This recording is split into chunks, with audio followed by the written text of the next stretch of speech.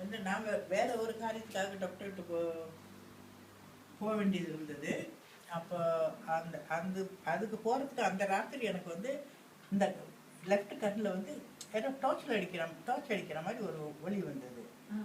அன்றைக்கி ராத்திரி பூரா இருந்துச்சு. அன்றைக்கி காலையில் கொஞ்சம் நேரம் இருந்துச்சு. அப்புறம் எனக்கு ரொம்ப பயமாக இருந்தாலும் நான் போய் உட்காந்து ஆண்டவர்கிட்ட சொன்னேன், எனக்கு பயமாக இருக்குது, இந்த ஏன் அந்த ஒளி வருது, அடிக்கடி டாக்டருக்கு போகிறது, எனக்கு வந்து தனியாக போக முடியாது, எனக்கு ஒரு ஆள் வேண்டியமா இருக்குது, அதனால மற்றவங்களுக்கு ரொம்ப கஷ்டமாக இருக்கும் போல இருக்கு, ஆண்டவரே எனக்கு நீங்கள் தான் சுகம் கொடுக்கணும்னு ஜெபிச்சுக்கிட்டு இருந்தோம். அதோட அந்த ஒளி நின்றுட்டு பட் நான் வேற ஒரு காரியத்துக்கு போகும்போது அங்கே போகும்போது சட்டுன்னு ஒரு ஒளி வந்துச்சு.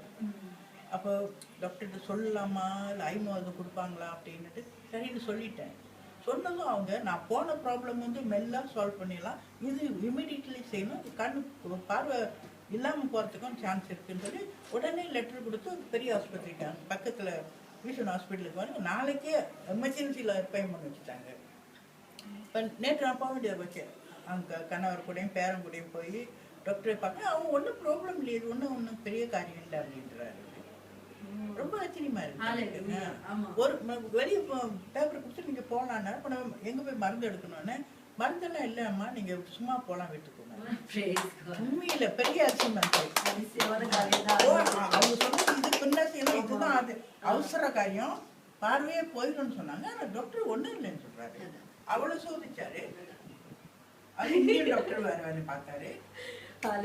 ஆண்டவர் பாத்தீங்களா, அவங்க பயந்த காரியம் உங்களுக்கு நடக்கல, ஆண்டவர் அப்படியும் ப்ரொடெக்ட் பண்றாரு.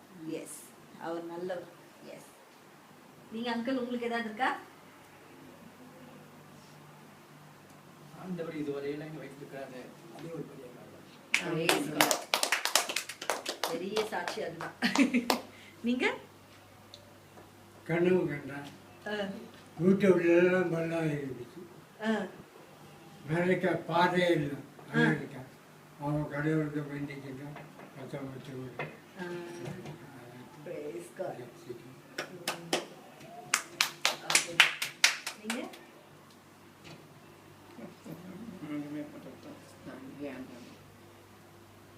மனசுல அநேக போராட்டங்க, கவலை, அது இது குடும்பம் இல்லையா, குடும்பத்துங்கள இங்க இருந்தாவது ஒரு பக்கம் வந்து பிசாசு நுழைஞ்சி ஏதாவது ஒரு பிரச்சனைகளை உண்டு பண்ணிடுறோம். அது இருந்தாலும் நம்மளுக்கு ஒரு ஆண்டவர் நம்மளை எப்போதும் நம்மளுக்கு இருக்கிறதுனால அந்த ஒரு பலத்திலையும் தைரியத்திலையும் இதெல்லாம் நம்மளுக்கு சில நேரம் பெருசாக தெரியறதில்ல. நீங்கள் இருக்கிறீங்கப்பா எங்களுக்கு இதெல்லாம் பிசாசு கொண்டுட்டு வர ஒரு வேலை, அந்த பிசாசை எப்போதும் நீங்கள் தடுத்துங்க, ஜாக்கிரதையாக இருங்க, நீங்கள் பிசாசுக்கு எதிர்த்து நில்லுங்கன்னு ஆண்டவர் சொன்னது போல் நம்ம அப்படி நின்று சமாளிக்கிறோம். ஆண்டவர்கிட்ட போதும் ஆண்டவரை நீங்க அப்படின்னு சொல்லி நம்ம சமாளிக்கிறோம். அதுக்காக ஆண்டவருக்கு நன்றி சொல்றேன். இது ஒரு நல்ல சாட்சி தான். எனக்கும் இது வந்து ஒரு என்ன சொல்றது, சேலஞ்ச். எஸ், மிகப்பெரிய சாட்சி. நீங்க சொல்லுங்க. எனக்கு இன்னொரு வந்து ஒருத்தருக்கு நான் வந்து தனியா போக முடியாது ஹாஸ்பிட்டலுக்கு. அன்னைக்கு ஏன் தெரியல தனியாவே நான் போயிட்டேன். ஆண்டவர்கிட்ட நான் முதல் தர போறேன், எல்லாருக்கும் நான் தொந்தரவு கொடுக்குறேன், நான் நீங்க போக போறேன். போயிட்டு எனக்கு தெரியல பாருங்க என்ன செய்யணும்னு. திடீர்னு ஒரு கேர்ள் அங்கே வந்துச்சு. ஆங்கிலிக்கன் சபையில எல்லாம் காட் மாதர்னு ஒருத்தவங்க பிள்ளையத்துக்கு தடைப்படுத்த செய்வாங்க. அந்த பிள்ளை அதுக்கு வந்து சும்மா செக்அப் தான், மருந்து ஒன்று வாங்குறதுல செக்அப் வந்ததுல என் கூடயே இருக்கிறேன்னு சொல்லிட்டு நான் எப்படி உங்களை ஒட்டியா விட்டுட்டு போக முடியும் அப்படின்னு சொல்லி 9 இருந்து 1:30 வரைக்கும் என் கூட இருக்கு. கூட இருந்து எல்லா பில்லும் கட்டி சாப்பாடு வாங்கி கொடுத்து வீட்டுல கூட விட்டுட்டு போச்சு. அது உண்மையில தேவன் பெரிய காரியம் ரொம்ப இல்ல சார், நான் ஒண்டியா போயிட்டேன்னு ரொம்ப குறைச்சிக்கிட்டாரு. எப்படி நீ சொல்லாம போனேன், கூட போனது ஜீசஸ், கூட இருக்கவங்க அப்படி செஞ்சு பஸ்ல ஏறும்போது அந்த கார்டு போடுறேன், கார்டு காசு இல்லைன்ட்டாங்க. அந்த கார்டு எடுத்துட்டு போய் $10 போட்டு கார்டு வாங்கி கொடுத்து பில்லெல்லாம் கட்டி வேணாம் என்ன நாளைக்கு நான் கட்டிக்கிறேன் வந்திருக்கிறார் உங்களோட கூட. என்ன ஆண்டி சின்ன காரியம் இது கூட நான் என் காட் மாதிரி செய்யக்கூடாது, A to Z எல்லாமே செஞ்சு கொண்டு வீட்டுல கொண்டு விட்டுட்டு போயிட்டான். ரொம்ப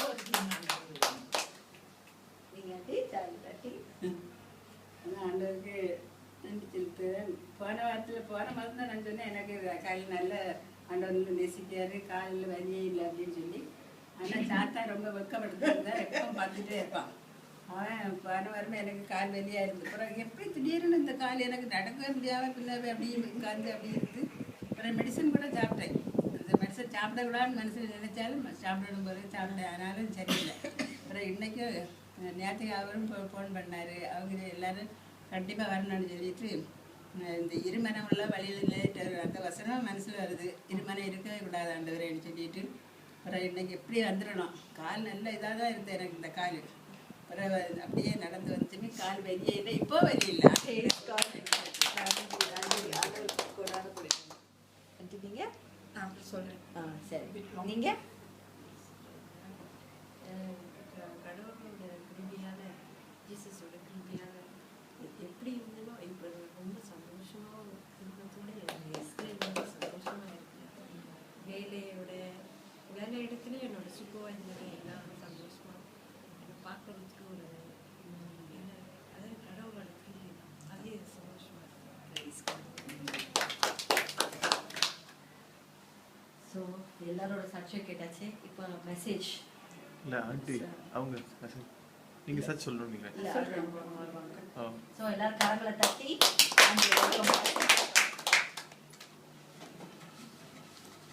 ஒரு சேர் எடுத்துருக்கேன்.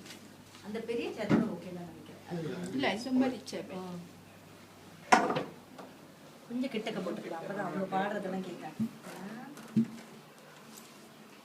என்ன எனக்கு பிள்ளை சாந்தி என்ன பலப்படுது. அதுதான் உங்களுக்கு ஞாயிறு மனசு உங்களுக்கு நீங்கள் விசுவாசத்தோட போங்க, நடந்து போங்க. இப்போ இருக்காங்க உள்ள நீங்கள் ரொம்ப இந்த மேன்மையாக நடத்துறதுனால தான் உங்களை ஆண்டது உங்களுக்கு இதெல்லாம் தாரு அப்படின்னு என்ன ரொம்ப இது பண்ணுவோம். அது நமக்கு ஒரு நல்லதாக இருந்தது எனக்கு.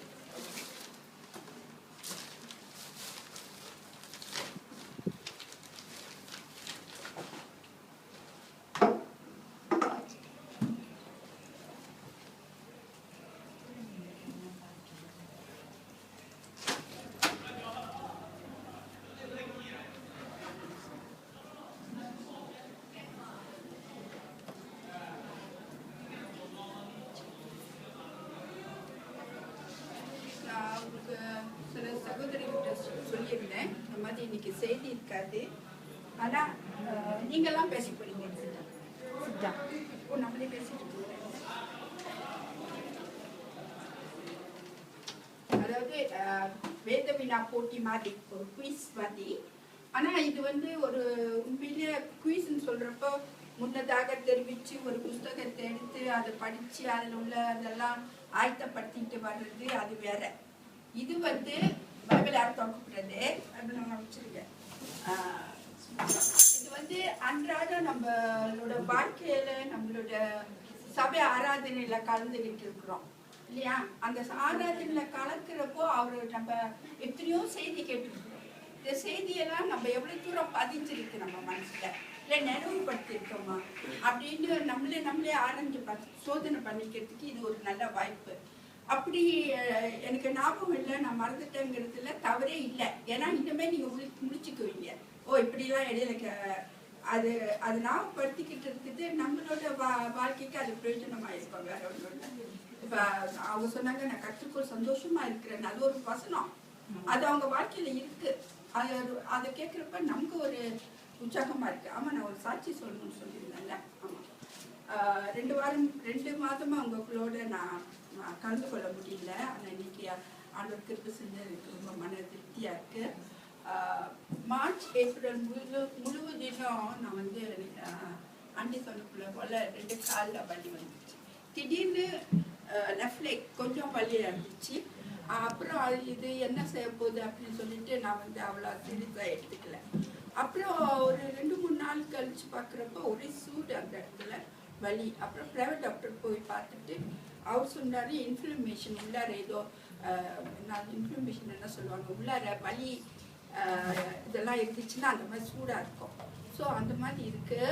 அதனால நீ வந்து ஒரு வாரம் மருந்து பெயின் கில்லர் கொடுத்து ஒரு இன்ஜெக்ஷன் போட்டு அனுப்புனாங்க.